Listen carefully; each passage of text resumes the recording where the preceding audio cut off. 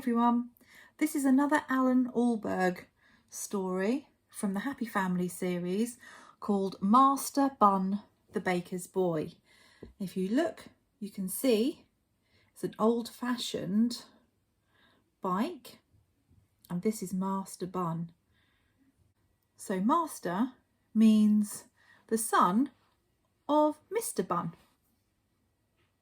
the baker's boy. Okay, let's start reading. So this is the story, Master Bunn, the Baker's Boy, by Allan Ahlberg, who's the author, the person that wrote it, and Fritz Wegner, and he's the person that illustrated it, or the person that drew the pictures in the book. This looks like a very old-fashioned bike. When you listen to this story, think about the characters in the story. Who is your favourite character? What job do they do? How does the book make you feel? It's quite an old-fashioned picture. I think this is back in history a little bit. So here's a picture. It says Bertie Bunn was born to be a baker. His dad was a baker. His mum was a baker. His grandmas and grandpas were bakers. His uncle was a boxer, but that is another story. So there's a whole family, lots of generations past, that were all bakers.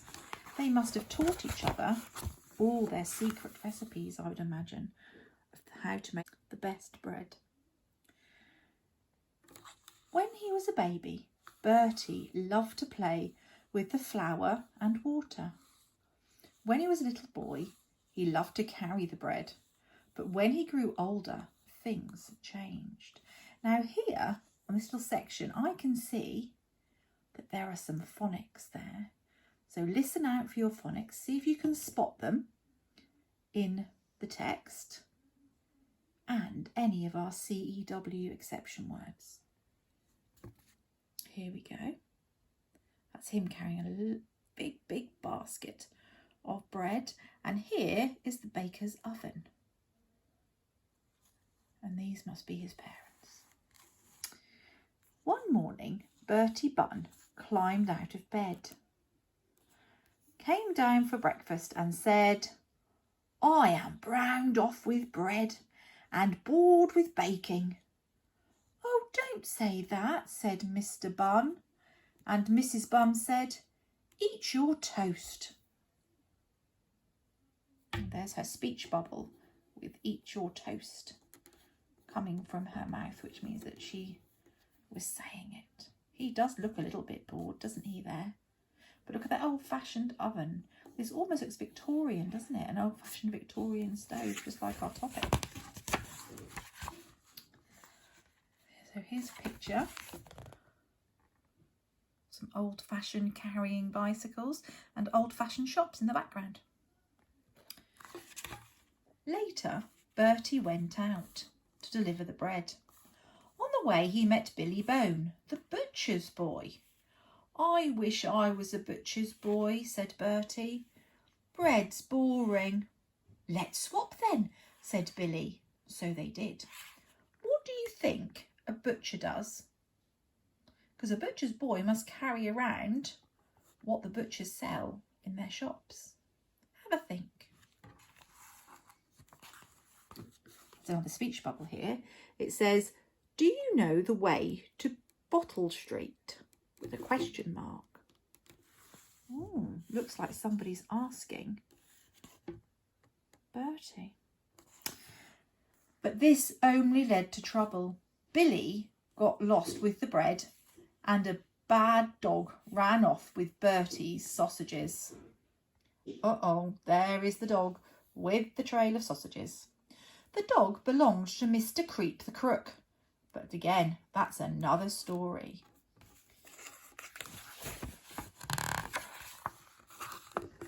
Another speech bubble.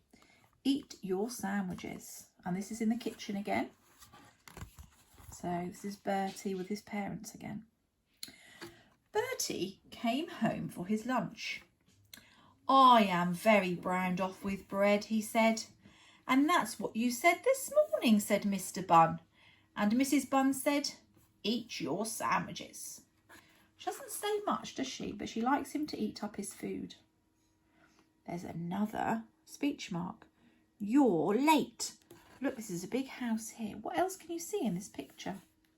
There's a bicycle and a dog.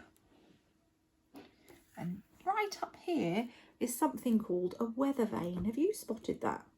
And that tells you which way the wind is pointing, because the wind blows it in that direction. And that tells you which way it's blowing, north, east, south or west. In the afternoon, Bertie delivered the bread. He should have delivered in the morning. Uh-oh, that means the bread was late. Here he is. They're waiting for their bread. I don't think they're very happy customers.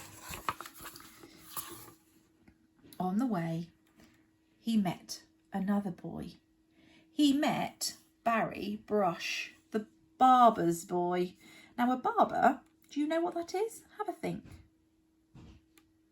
A barber is somebody that cuts hair. I wish I was a barber's boy, said Bertie. Bread's boring. Let's swap then, said Barry. So they did. But this only led to more trouble. Barry fell in the river with the bread. Oh dear. Barry swamped in the water with the bread. Here's some pictures of a barber's shop. Look, cutting hair. And here. And Mr. Brush, the barber, gave Bertie a free haircut that he didn't really want. Oh dear. That might not have worked out very well either. Here's another speech bubble. Eat your bread and butter pudding. I wonder who is saying that to Bertie. Is it his father? Have a think. Or is it his mother? How is Bertie looking now? Do you think he's happy? Or do you think he's bored again? Bertie came home for his tea. I'm as browned off as ever with this bread, he said. You're bald as well, said Mr. Bunn. And Mrs. Bunn said, eat your bread and butter pudding. Now, browned off here means a bit fed up, a little bit unhappy. Later that evening, Bertie played football, had a bath and went to bed. And this is an old Victorian style bath. They used to have to heat the water on the fire in pans or in a kettle. There you can see the old kettle. Pour it in with a bit of cold water, and they used to sit in front of the fireplace to keep warm and have a good wash with soap and water. There's his bedroom. Is his bedroom like your bedroom? Do you have the same things in your bedroom as Bertie? Look under the bed. Look on the walls. Is it the same type of bed?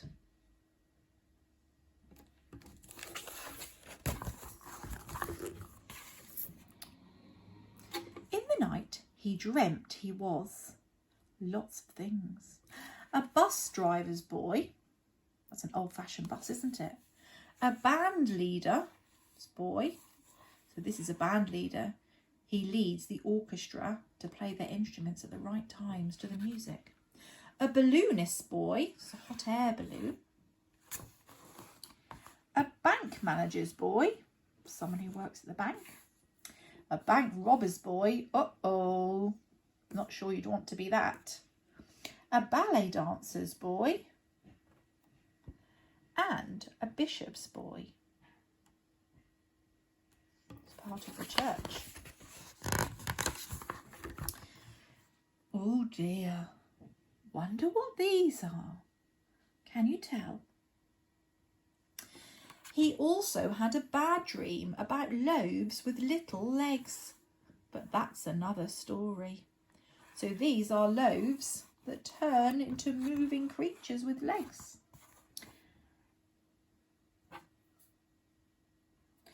The next day, Bertie Bunn was still browned off with bread.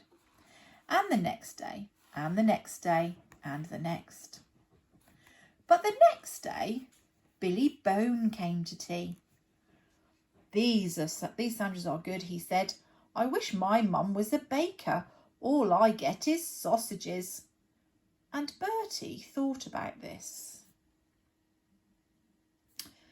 This isn't a speech bubble. This is a thought bubble because it looks the shape of a cloud and it's got little clouds going to it. Whereas this is a speech bubble with a little point and it's not so cloud-like, it's more rounded. And then he's saying, I wish my mum was a baker. So this must be Billy Bone, the butcher's boy. And this is a baker's hat, you can tell. So this is Bertie Bunn. Okay. Here they are again.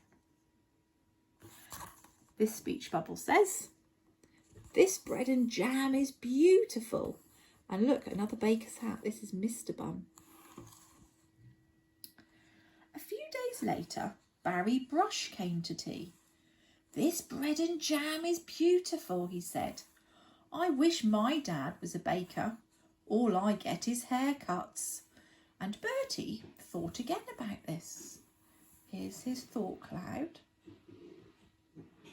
So they're all wishing that they were baker's boys. Let's see what happens. Here's the picture here. This is the bread oven here.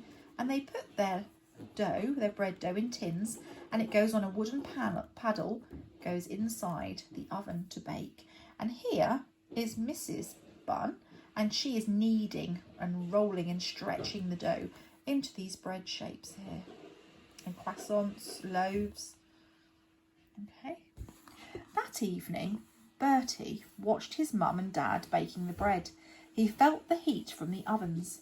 He smelled the hot bread smell in the air and was not bored. So maybe he may have changed his mind. What do you think? He's not looking quite so fed up or browned off, is he? The next morning, Bertie Bunn climbed out of bed, came down for breakfast and said, bread's not so bad. Hooray, said Mr. Bunn. And here's his speech bubble with hooray. And his mum is saying, crumbs, which is a bit funny because she's a baker and there's lots of crumbs in the bakery, isn't there? This son of ours is using his loaf. More toast, please, said Bertie. And Mrs. Bunn said, crumbs. Later, Bertie went out to deliver the bread. On the way, he met Billy Bone and Barry Brush. Look at that, says the speech bubble.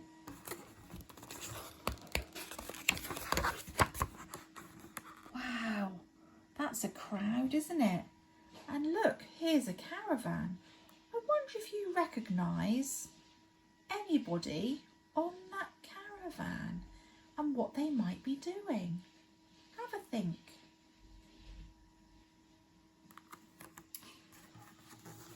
They also saw a performing dog. The dog belonged to Mr. Cosmo, the conjurer.